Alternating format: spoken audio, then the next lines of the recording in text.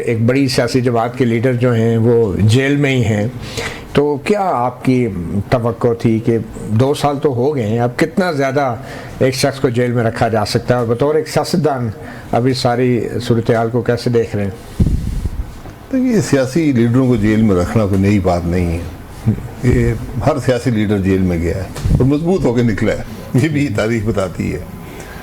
بہرحال آج میرے خیال ہے کچھ اس تفریق کو، اس نفاق کو ختم کرنے کی ضرورت ہے، اور یہ ایک موقع ہے جو یکجہتی کا ماحول آپ کو ملا ہے ملک کے اندر، اس ہندوستان کی جارحیت کے بعد اور اس کی شکست کے بعد اس کو استعمال کرنے کی ضرورت ہے۔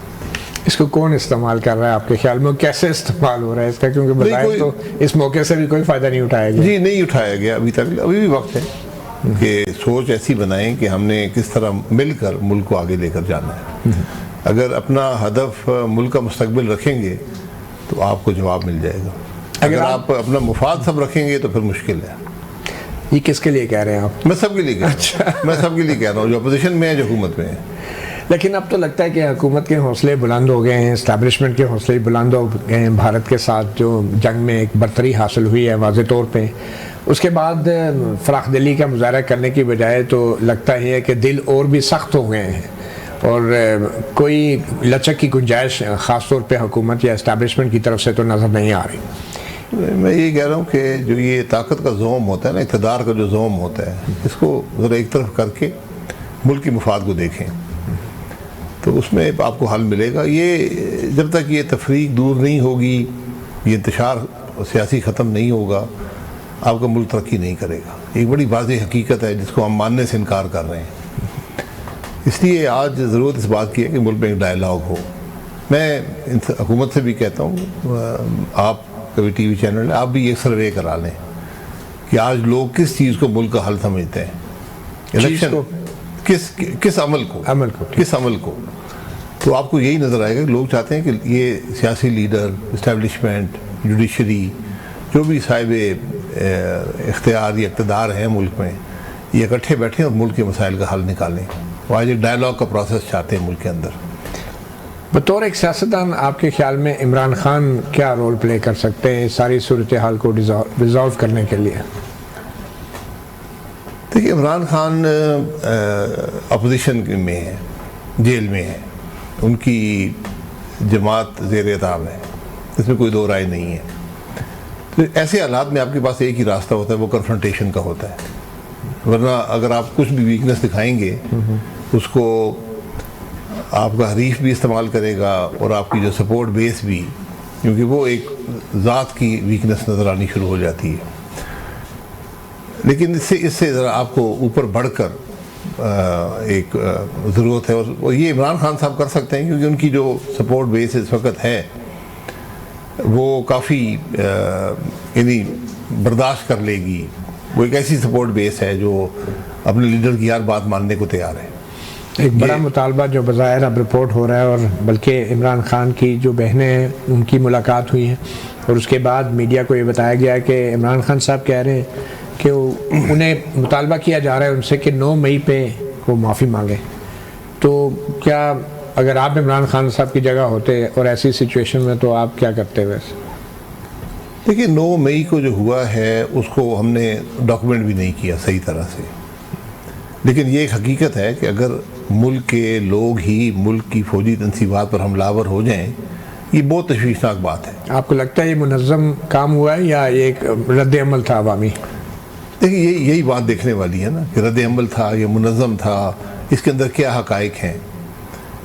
کئی جگہ میں منظم بات نظر آئی ہے، منظم اس حوالے سے کہ لوگ اکٹھے ہو کر وہاں پر آئے ہیں اس جگہ پر، اور انہوں نے پہلے سے پلان تھا کہ ہم یہ کریں گے۔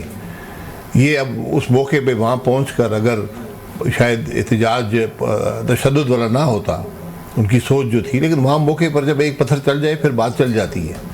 اس لیے ایسے معاملات میں ذرا جماعتوں کو بڑی سوچ سمجھ سے کام لینا پڑتا ہے، جو پی ٹی آئی نے نہیں لیا۔ تو پھر عمران خان کو معافی مانگ لینی چاہیے، جیسا کہ اب ظاہر مطالبہ کیا جا رہا ہے۔ معافی کس سے مانگیں گے؟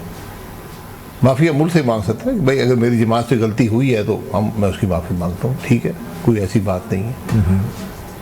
تو اس سے زیادہ کمزور نہیں پڑ جائے گا کہ سیاسی لیڈر اور ان کی سیاسی جماعت؟ نہیں، دیکھیں، اگر ایک ایسا عمل ہے جس کو عوام نے بھی پسند نہیں کیا، جو قانون بھی آپ کو اجازت نہیں دیتا، جو ہماری روایت بھی نہیں ہے، اور جس سے ملک کمزور ہوتا ہے، میں نے کہا نا، یہ جب ایسی اتنی سیریس بات ہو جائے کہ عوام کا ایک جتھا یا ایک گروپ یا جو بھی ہے وہ فوجی تنصیبات پر حملہ آور ہو، اور یہ ہوا ہے، اس میں دو رائے نہیں ہے، تو اس پر پھر کوئی راستہ آپ کو نکالنا پڑے گا۔ یہ راستہ عمران خان نے نکالنا ہے یا اسٹیبلشمنٹ نے اور شہباز شریف نے بھی نکالنا ہے؟ یہ سب نے مل کر نکالنا ہے۔ اگر ملک میں الیکشن متنازع ہوتا ہے، الیکشن چوری ہوتا ہے، تو وہ بھی ایک غیر آئینی عمل ہے، تو اس کے بھی ہم سب کو اتنی ہمیں معافی مانگنی پڑے گی کہ معافی ہوگی، ہم سب بھی معافی مانگ رہے ہوں گے، شاید آپ نہ ہو رہے ہوں تو ہم تو یقیناً ہوں گے۔ تو آپ کو بھی پھر بہت سارے معاملات میں معافی مانگنی پڑے گی؟ جی، میں وہی کہہ رہا ہوں نا، سارا دن معافی مانگتے رہے گی۔ تو اس لیے آپ سمجھتے ہیں کہ معافی کا مطالبہ بھی یہ صرف ایک ضد ہی ہو سکتا ہے؟ دیکھیں، معافی کا مطالبہ کوئی نیگوشیٹنگ پوائنٹ نہیں ہوتا، یہ دل سے آنی چاہیے۔ میں اگر آپ کو یہ کہوں جی تم معافی مانگو پھر میں تم سے بات کروں گا، یہ بات مناسب نہیں ہوتی۔ نیگوشیٹنگ پوائنٹ کیا ہونے چاہیے پبلک انٹرسٹ میں؟ نیگوشیٹنگ پوائنٹ آج یہ ہونے چاہیے کہ ہم ایک ٹیبل پر بیٹھیں اور ملک کے مسائل کا حل کلیکٹیولی کریں۔ مثلا الیکشن کے اوپر کیا بات؟ جو بھی ہے وہاں بیٹھ کے بات کریں نا۔ آپ کے ذہن میں کوئی الیکشن کا آپ کے پاس کوئی حل نہیں ہے، آپ کا حل رول آف لا میں ہے، قانون کی حکمرانی میں ہے۔ اچھا، جس دن ملک کا نظام آئین کے مطابق چلے گا آپ کا معاملہ درست ہوگا۔ لیکن کوئی حکومت آئے گی مینڈیٹ والی تو تب چلے گا نا سر؟ مینڈیٹ والی موجودہ حکومت مینڈیٹ کی ملا ہے اس کو؟ نہیں، مینڈیٹ تو نہیں، پچھلی کے پاس تھا، وہ بھی نہیں تھا۔ تو اب اس کا نا الیکشن تو حل ہے۔ آپ نہیں، الیکشن کیسے کرائیں گے؟ الیکشن آپ کی متنازع ہو گئے ہیں، جو رزلٹ آئے گا اس کو ایک گروپ نہیں مانے گا۔ موجودہ الیکشن کمشنر کے ہوتے ہوئے الیکشن ہو سکتے ہیں دوبارہ؟ الیکشن کمیشن کے بیچارے کا کیا قصور؟ بیچارہ وہ کیا کرے گا جب پھر تو سپریم کورٹ بھی ہماری بیچاری تھی۔ الیکشن دیکھیں، اگر آپ کو، ہاں سبھی بیچارے ہیں، تو قاضی فریسہ بھی بیچارے تھے، سارے بیچارے ہی ہیں۔ اچھا، تو اصل کون ہے پھر جابر؟ اصل دیکھیں، جابر آپ نے نظام کو اتنا خراب کر دیا ہے ملک میں۔ دیکھیں، ہم جو مرضی سارا دن کہتے رہے، ملک میں ماشاءاللہ کا لمبا دور رہا ہے، آج ہائبرڈ حکومت ہے، ہمیشہ ان معاملوں سے بچنا چاہیے۔ کیا رول ہے آپ کہہ رہے ہیں کہ فوج کا کلیئر رول، یہ کیا ہے؟ ہائبرڈ رول ہم سب نے کہا ہے، بھاجپا صاحب پچھلی حکومت میں کہہ رہے تھے، آج بھی ایس آئی ایف سی آپ کے سامنے موجود ہے۔ ایس آئی ایف سی کو ایک قانونی شکل دے دی گئی ہے، لیکن کیا وہ ایک ادارہ ہے جو آئین کے اندر ہے؟ آپ کے خیال میں کیا؟ سر، جو ادارہ ڈائریکشنز دے سکے کابینہ کو تو وہ پھر آئین سے باہر چلا گیا۔ اگر وہ ایک ریگولیٹری رول میں ہے پھر اس کا کوئی بات ہو سکتی ہے۔ نہیں، آپ کہہ رہے ہیں جو ادارہ کابینہ کو ڈائریکشن دے سکے، کابینہ کو کون ڈائریکشن دے سکتا ہے پارلیمنٹ کے علاوہ؟ جی، تو وہی پھر یہ معاملہ کابینہ کے اندر رہنا چاہیے تھا۔ جب آپ نے ایک علیحدہ ادارہ بنا دیا، کیا وہ ادارہ، میں یہ سوال کر رہا ہوں، کیا وہ ادارہ یہ اختیار رکھتا ہے کہ وہ کابینہ کو ڈائریکشنز دے؟ ایس آئی ایف سی کی بات کر ایس آئی ایف سی کی بات کر رہا ہوں۔ ٹھیک ہے، اگر یہ ہے، کیونکہ جو کم از کم قانون بنا ہے اس کے اندر یہ بات موجود نہیں ہے، لیکن تاثر یہ ہے کہ جو ایس آئی ایف سی فیصلہ کرے گا وہی ہوگا۔ اگر یہ بات ہے تو پھر آپ کی ای سی سی کا کیا بنے گا؟ ای سی سی کابینہ کا دل ہوتا ہے، تمام اکنامک ڈیسیشنز وہاں پر ہوتے ہیں، اور میں نے آج تک نہیں دیکھا، شاید کبھی ہوا ہو کہ ای سی سی کا فیصلہ جو ہے وہ کابینہ نے رد کر دیا ہو۔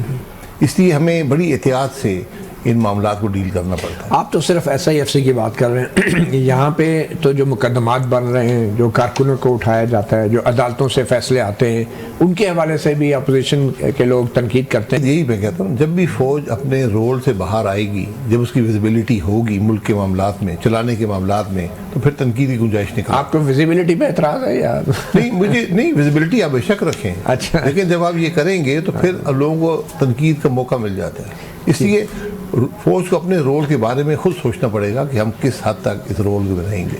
چلیں ٹھیک ہے، تو آپ کے خیال میں یہ جو 9 مئی کا معاملہ ہے، اس پہ معافی مانگنے میں کوئی حرج نہیں ہے، لیکن یہ کوئی حل بھی نہیں ہے اور یہ کوئی سولوشن بھی نہیں؟ معافی بذات خود کوئی حل نہیں ہے، لیکن اگر ایک ایسا واقعہ ہوا ہے تو شاید ہم سب کو معافی مانگنے کی گنجائش ہے کہ حالات وہاں تک نہ پہنچنے دیتے۔ کیوں حالات پیدا ہوئے؟ ہوا ہے نا، اس کو ہم نے ڈاکیومنٹ بھی نہیں کیا، آج تک یہ نہیں پتا کہاں پر کیا ہوا۔ جو لاہور میں ہوا وہ تو سب کو نظر آتا ہے، لیکن وہ لوگ وہاں پہنچے کیسے؟ بات تو یہ معافی تو سب کو غفلت پہ بھی معافی مانگی، نہیں چلے غفلت پہ معافی مانگ لی نہیں، آپ کو حق تو نہیں ہے نا یہ کام کرنے کا. اور وہاں بہت سے بے گناہ لوگ مارے گئے جو وہاں سے گزر رہے تھے. ان کی وہ جو آپ کی وہ ہوتی ہے ٹیلی فون کا جو نیٹ ہوتا ہے اس میں ان کا نام آ گیا تو وہ بھی CDR میں. بالکل. اچھا یہ جو سزائیں دی گئی ہیں فوجی عدالتوں کی طرف سے اور جیل میں لوگوں کو بھیجا گیا ہے اور سپریم کورٹ نے بھی ان سزاؤں کو اپہولڈ کر لیا ہے، تو اور پھر سویلین عدالتوں کی طرف سے بھی 10 سال قید، ایک PTI کے ایک MNA کو بھی 10 سال قید جو ہے سزا سنا دی گئی ہے. آپ کو لگتا ہے یہ کچھ زیادہ سخت سزائیں ہیں اور یا یہ عمل جو تھا عدالتی عمل کیا یہ منصفانہ؟ دیکھیں سخت سزائیں ہیں لیکن جو دفعے لگائے گئے تھے ان کے اندر موجود ہیں. اسی لیے میں کہتا ہوں جب آپ قانون بناتے ہیں تو پہلے سوچ لیا کریں قانون کیا بنا رہے ہیں، کس پہ استعمال ہوگا. تو یہ ٹرائل فیئر ٹرائل ہوئے ہیں سب کے؟ فیئر جو ٹرائل جب تک اس کو ریورٹ نہیں کیا جاتا فیئر ہی سمجھتے ہیں. باقی فیئرنس کی جو تشخیص ہے وہ تو تاریخ ہی کرتی ہے. میں اور آپ تو سارا دن ہم کہہ سکتے ہیں فیئر ہے یا نہیں ہے، کیا اس کو جوڈیشری اس کو آپ کی لیگل جو کمیونٹی ہے قبول کر رہی ہے، کیا اس کو جوڈیشری قبول کر رہی ہے، کیا اس کو ریلیف دیا ہے ہائی کورٹ نے یا سپریم کورٹ نے. بات تو یہ ہے جب یہ ATA بنا تھا اس کا مقصد کیا تھا؟ آج آپ یقین کریں یہ سب سے ایک اعلیٰ قانون ہے ملک کے اندر. یہ بنا کچھ مخصوص مقاصد کے لیے تھا کہ ملک میں ٹیررزم روز ایک دھماکہ ہوتا تھا، اس کے لیے بنا تھا.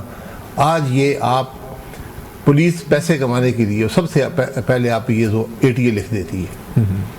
اور سب سے پہلے آپ پتہ کریں کہ کتنے ATA کے جو FIR میں ڈالا گیا اس کو جو کورٹس ہیں وہ کتنی دفعہ اس کو رد کرتے ہیں.